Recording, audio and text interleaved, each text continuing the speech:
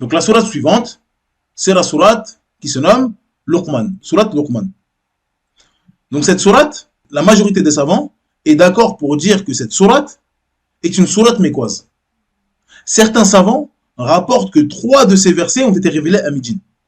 Donc la divergence, elle a lieu concernant cette sourate. Est-ce que c'est une sourate mécoise ou médinoise? La majorité des savants disent que c'est une sourate mécoise. Mais d'autres rapportent qu'il y a 3 versets qui ont été révélés à Médine. Certains disent qu'elle est complètement mécoise, donc elle a été révélée à la Mecque.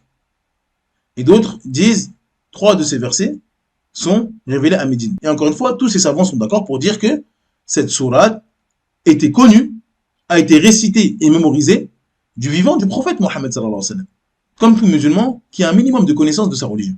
Allah Azza wa Jal dit ومن الناس من يشتري لهو الحديث ليضل عن سبيل الله بغير علم ويتخذها هزوا أولئك لهم عذاب مهين.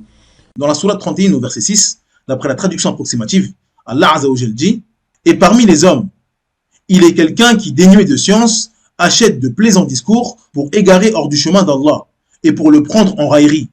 Ceux-là subiront un châtiment avilissant. D'après Abu Umama radhiyallahu anhu, le messager d'Allah sallallahu alayhi wa sallam a dit Ne vendez pas les chanteuses, ne les achetez pas, ne leur enseignez pas, et il n'y a aucun bien dans le commerce qui les concerne.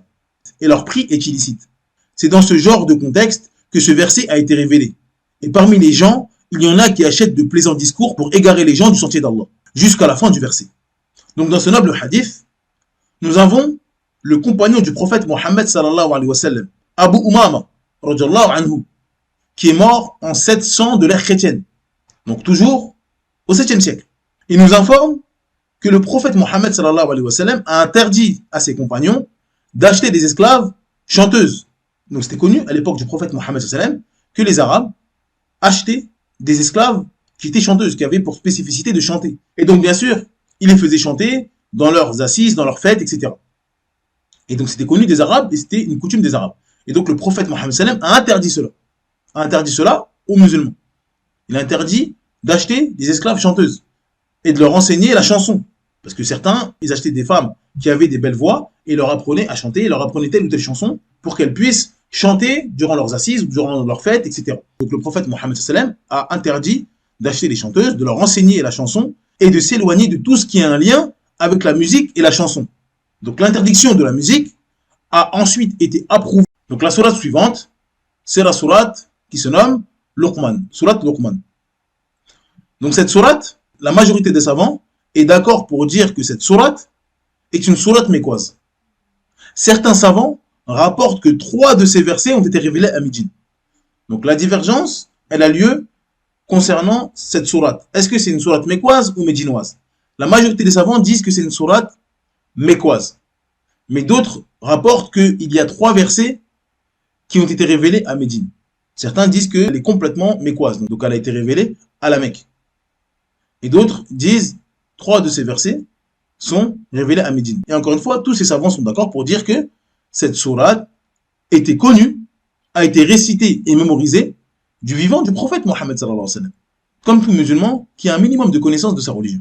Allah Azza wa Jal dit ومن الناس من يشتري لهو الحديث ليضل عن سبيل الله بغير علم ويتخذها هزوا أولئك لهم عذاب مهين. Dans la sourate 31 au verset 6, d'après la traduction approximative, Allah Azza wa Jal dit Et parmi les hommes, il est quelqu'un qui, dénué de science, achète de plaisants discours pour égarer hors du chemin d'Allah et pour le prendre en raillerie. Ceux-là subiront un châtiment avilissant. D'après Abu Umama radhiyallahu anhu, le messager d'Allah sallallahu alayhi wa sallam a dit Ne vendez pas les chanteuses, ne les achetez pas, ne leur enseignez pas, et il n'y a aucun bien dans le commerce qui les concerne. Et leur prix est illicite. C'est dans ce genre de contexte que ce verset a été révélé. Et parmi les gens, il y en a qui achètent de plaisants discours pour égarer les gens du sentier d'Allah. Jusqu'à la fin du verset. Donc dans ce noble hadith, nous avons le compagnon du prophète Mohammed sallallahu alayhi wa sallam, Abu Umama, radiyallahu anhu, qui est mort en 700 de l'ère chrétienne. Donc toujours au 7e siècle. Il nous informe que le prophète Mohammed sallallahu alayhi wa sallam a interdit à ses compagnons d'acheter des esclaves chanteuses. Donc c'était connu à l'époque du prophète Mohammed sallallahu alayhi wa sallam que les Arabes achetaient des esclaves qui étaient chanteuses, qui avaient pour spécificité de chanter. Et donc bien sûr, ils les faisaient chanter dans leurs assises, dans leurs fêtes, etc. Et donc c'était connu des Arabes et c'était une coutume des Arabes. Et donc le prophète Mohammed sallallahu alayhi wa sallam a interdit cela.